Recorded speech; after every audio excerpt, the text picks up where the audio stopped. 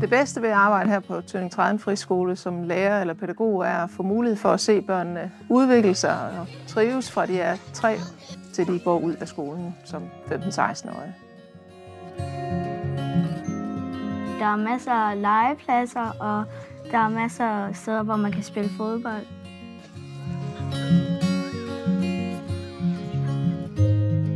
Det bedste ved at gå her på skolen, det er nok, at der er et godt fællesskab, der er her, og der er mange venner, og lærerne de er søde. Vi har nogle rigtig gode lærere. Og det er vigtigt, at det er nogle gode lærere, for hvis det er sådan nogle sure lærere, så gider vi ikke rigtig sådan have de lærere.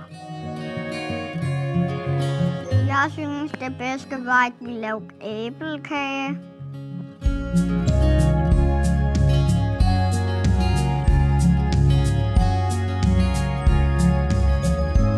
Jeg har selv været elev her, og da jeg uddannede mig til lærer, så vidste jeg bare, at det var her, jeg gerne ville være.